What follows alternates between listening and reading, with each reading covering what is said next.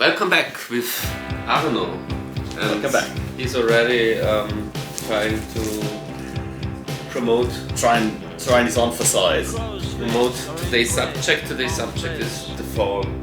Yeah. Mancunian. What do you call it? Even is it a punk band? I think it I transcends think punk. it's post-punk, sort of. It's more. It's even more than post-punk, isn't it? It's really. It's its own thing. Yeah. Well, the journalists normally would probably normally agree it's post-punk. Okay, whatever that means. It's post-punk. Wishy-washy term anyway. It's archetypical post-punk. The Fall, the project of Mark E. Smith. I think Mark E. Smith is the only only member who was there from the beginning until the end. The principal songwriter, singer. Grumpy funny grumpy guy. Well beloved by everybody in Manchester and beyond. Yeah. There's a huge mural now. In Manchester. A mural of his face, of his really grumpy face. And so that's how popular he still is. He died, when did he die? 6 years ago, 7 years ago, I think in 2019 or so. 18, 19, something like that. My story with The Fall is very short because, of course, I was always, not from birth, but from the time when I started to be interested in strange music, I was, of course, familiar with the existence of the band The Fall. Also because they're so referenced so often by other artists. It's like the Velvet Underground thing that everybody says about Velvet Underground, that they weren't really successful really in a commercial way, but influenced so many bands that this is maybe the imprint that they left on pop culture. So there's a song by an artist from Sweden who I was a fan of, used to be a fan of when he was big 10, 15, 20 years ago. His name is Jens Lekman. I'm not sure if you heard about him. He was like an indie pop star from Sweden in like 2010, 2015. And he has a song, for example, where he where he name checks, where he name drops Marcus Smith. They rhyme something with Marcus Smith. Right. I thought she said Maybelline, and when she talked about a fall, I thought she talked about Marcus Smith. I never understood at all.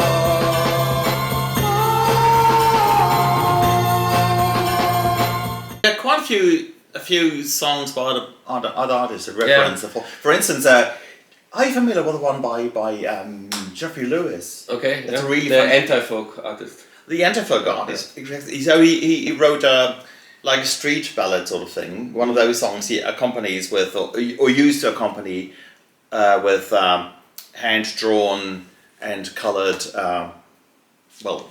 cartoonish drawings anyway. Okay. And so basically he'll sing the song and hold up these pictures to the audience, for the audience to see. And it's the story of The Fall and of all the members of The Fall. Yeah. And because there were so many of them. And so he's changed his system now because these pictures they suffered from him being on tour all the time. So he digitized the whole thing, and I think he's doing the whole thing with a laptop or whatever it is these days. But anyway, and these two albums, they are both from the 80s, but The Fall were around for quite a bit, obviously. I think they were formed in 1977, and they ended when he died in 2018 or 2019. I think it might have been 19. But anyway, you're right. 77. I picked up this live album from 77. But not in 1977. No, God, no. That just came out as in the context of Record Store Day. Yeah. I picked up down the road, and it sounds very rough. I can tell you that. I wouldn't have expected anything else. But let's structure this video. Let's structure this video. Yeah. So, anyways, you bought 3 things. Yeah, because the reason for this video, before we get into something, before it gets too complicated, the idea for the video was that I stumbled across this which are all the Fall single A-sides on 3 CDs. Yeah. And it's like 4 hours of listening because there's 60 or 70 singles. And like I said, I was familiar with the Fall, what they are. I even kind of, before I even listened to this, I already had like an expectation what they would sound like, and they really sounded like they sounded in my head before I even listened to that. Okay, that's cool. But this was really the first where I actually sat down and listened to the Fall, and I listened to the single A-sides, and I was very impressed by it, and then I thought I researched what the 2 most beloved albums by them are, and Google told me these 2.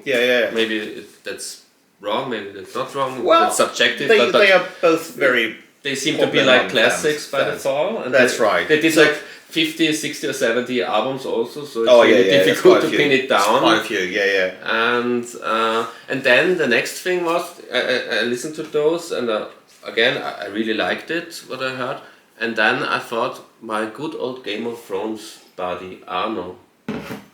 He strikes me as the kind of guy who's a fan, or maybe even a slight expert on the Fall. No, I'm not. But I asked you after one of our legendary Game of Thrones reactions. I asked you, are you a fan of the Fall? Oh, the pizza has arrived. The pizza's coming. So after the pizza was delivered, sitting over there. Yeah, the pizza's over there. I'm having something else. We decided to round up this video before I start eating the pizza. Oops.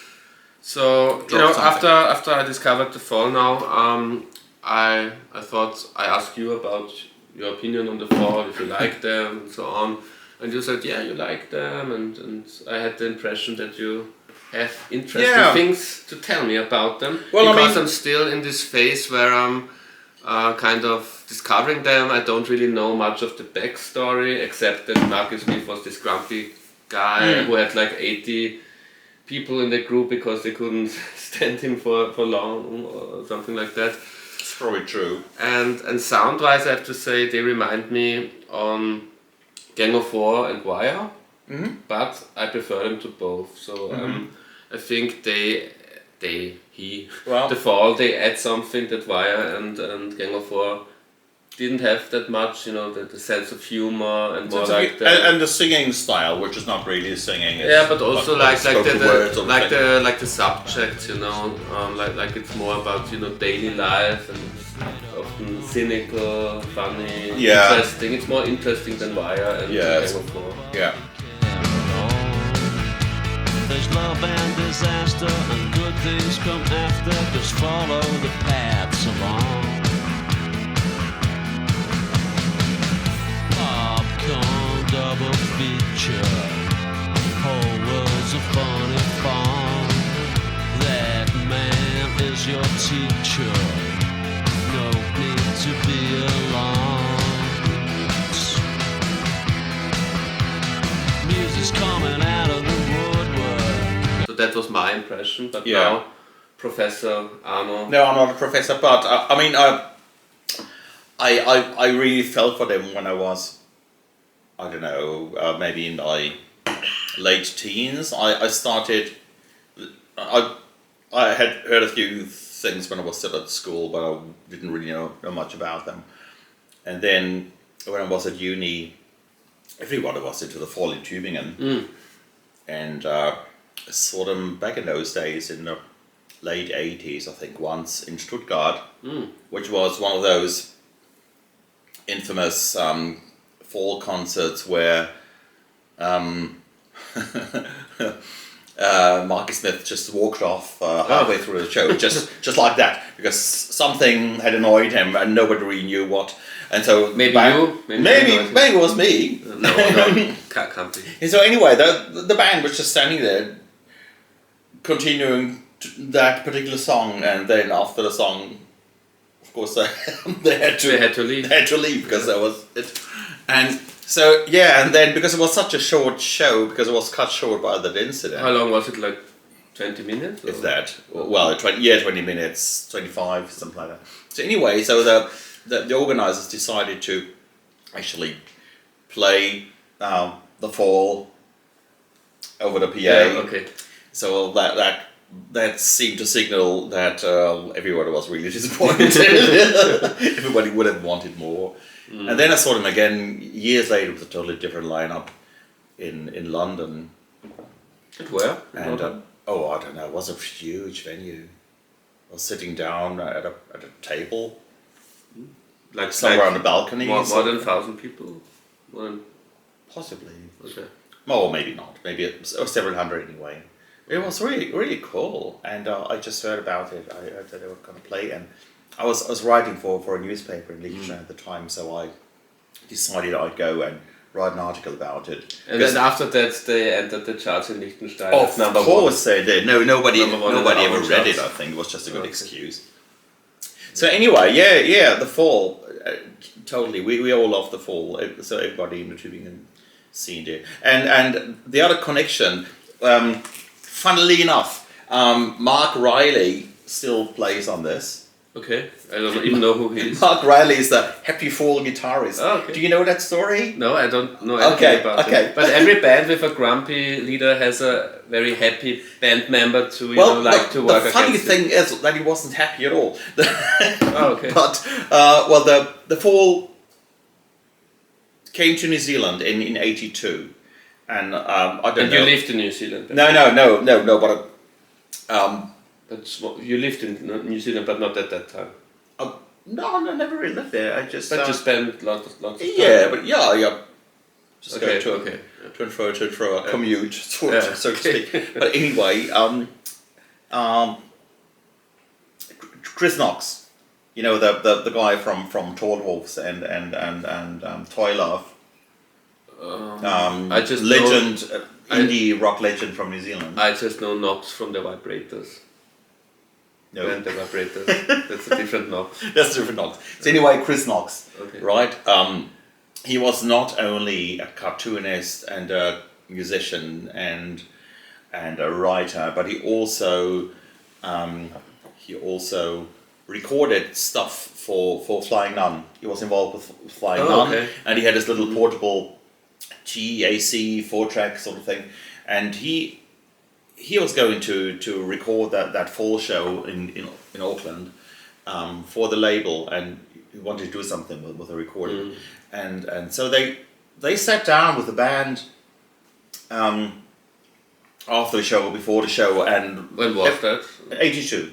And everybody was having lots of drinks, and so Chris Knox talks to Marky Smith and said, would you be okay with me recording the show and putting it out on record? Yeah, whatever. And obviously he wasn't listening. Okay. And then he was shocked when the album came out. Chris Knox, and that's one thing. And the other thing is that unbeknownst to Chris Knox and everybody in New Zealand, Mark E. Smith fired the guitarist Mark Riley during the tour. Oh. But Chris Knox designed a nice cover for the record, and it has this snippet from a newspaper which features a huge photo of Mark Riley carrying his guitar case, smiling at the camera, and the caption is "Happy Fall the Guitarist," and then the album came out. And it was distributed in Britain. It was one of the first, or even the first, Flying Nun record that got distributed in Britain. And Mark Smith was so bloody pissed when he saw that. That must have been like if EMI put out "Please Please Me" with Pete Best on the cover. Yeah. Of course, he claimed he had never green lighted the project in the first place. Well, and he certainly was not with that. But he was kind of half right, because when Knox only asked him between two beers in a club with loud music, that's not really an official. Here's the contract. Yeah, but that's put out a live album. Yeah, but that's probably how things were going back. At least in New Zealand. Yeah, New Zealand maybe. Yeah. And then they had pressed so many copies because they were hoping to be able to sell a lot in Britain, and then they had to had to get rid of them all. Well, live albums never sell, and from a underground cult It's band very even sought less. after these days, because I think they really did destroy quite a few. I have one. Yeah, well, but you know the inflation on the fall. They had like we said, they have like 80 albums and maybe lots of live albums. So I don't think it's that valuable to have.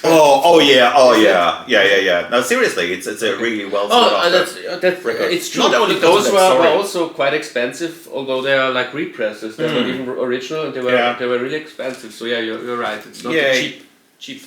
Yeah, it's still a cult to thing collect for some reason. And yeah, this cover was deemed so ugly that back in the day, it's really ugly. yeah, back in the day, the record shops. But they're all ugly. They used to. They're all ugly. Yeah, but the music is also ugly. It's in a way, also so ugly it's in a good way. Yeah. Fitting But anyway, they designed this thing, and the idea thing is that it doesn't really have any design idea behind it at all. I don't really understand the concept of the So the record shops they put it in back to front, and in the record racks because they thought this side is slightly less ugly than the other side. It's also Yeah. But that describes the music. I think ugly covers for ugly music, and I mean it positive. I don't mean ugly music in the sense I don't. It's not like I don't like this music. I like the music, but it's very concrete jungle, rainy, depressed Manchester. Exactly, and it's industrial. It's not industrial music. divisive. But it sounds like an industrial. Yeah, you love it or you hate lifestyle. it. Yeah. Lots of people totally hate the fall. I can understand that, but this is one of the cases where there's beauty in ugliness. Yeah, I would totally agree. Yeah. And Brixie Smith, who was Mark Smith's wife, she's not on this album, I think. Okay.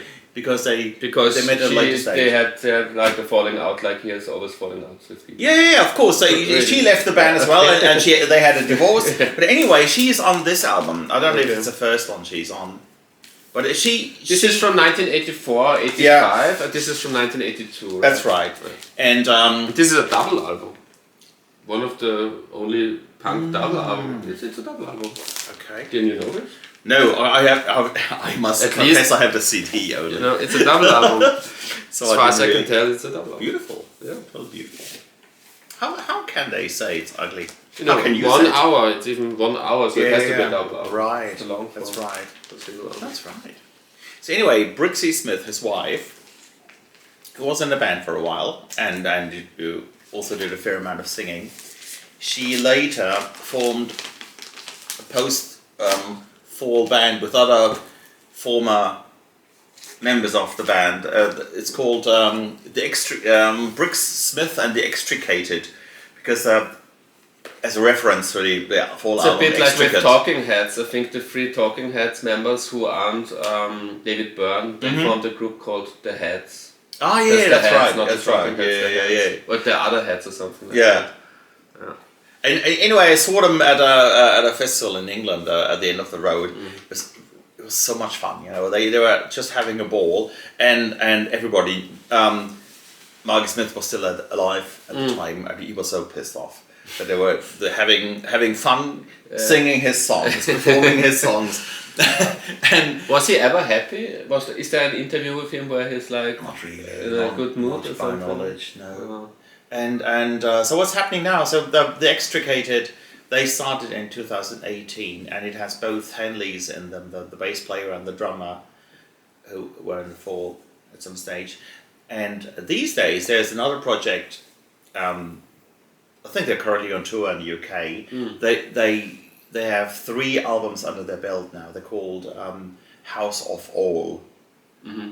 And as far as I know, both Henleys are in that band as well. Okay. And not Brixie Smith. And they don't just play covers. I think that's how the Extricated started. Now they play their own songs.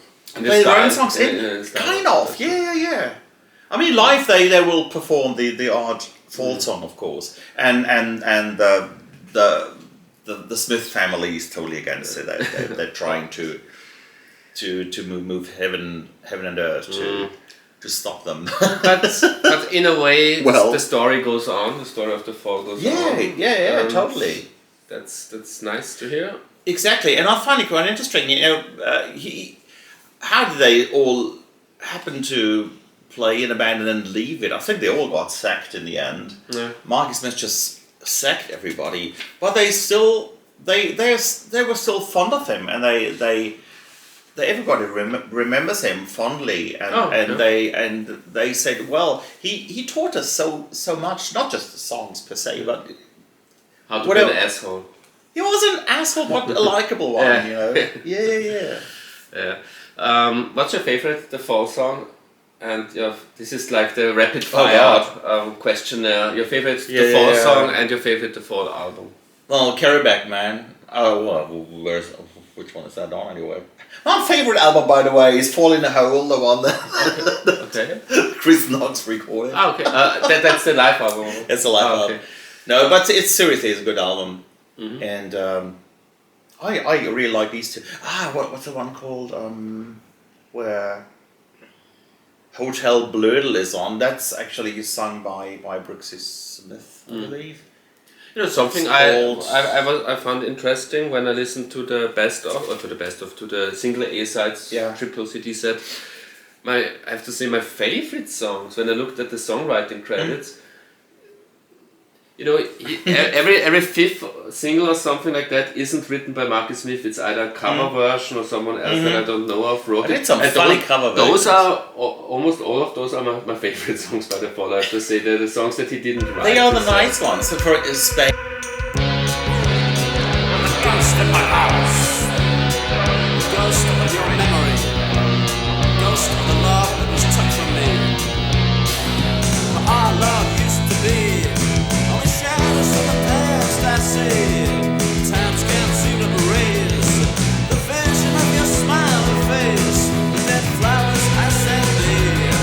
I can't get over ye. There's a ghost in my house. I can't hide. But the ghost of love in his eyes keeps on haunting me. Just keeps on calling. For instance. Yeah, there's lots of songs. And Spain actually features a Marky Smith who can actually kind of sing. Okay. So at least he. Disappointing. Yeah. He does You don't listen to The Fall for the singing, you know, for beautiful singing. True. But yeah, you listen to it and go, whoa, the man can actually sing. Well, sort of. It's like what Bob Dylan did with Lay Lady Lay and Nashville Skyline. And all of a sudden he had this crooner voice. Yeah. Only for this one album. But you know, let's round it up because I want to eat my pizza. Yeah, fair enough. I would recommend anyone who's new to The Fall, like I was like 2 weeks ago, to start with this. Sure. I think this is an excellent It's a brilliant idea. set, you know, all the singles from 1978 to 2016. It's also a nice booklet with all, you know, with information, with all the single covers. So that's really a nice starting kit. And I also recommend the 2 studio albums that I bought. I think they're both excellent. And I will check out this strange New Zealand live album. Yeah, it's called Fall in a Hole. Fall in a Hole. Fall in a Hole. Okay. Because the fall fell into a hole or something. Okay. So thank you very much, Arno. And we'll go on with our next Game of Thrones reaction video now. Right. Bye. See ya.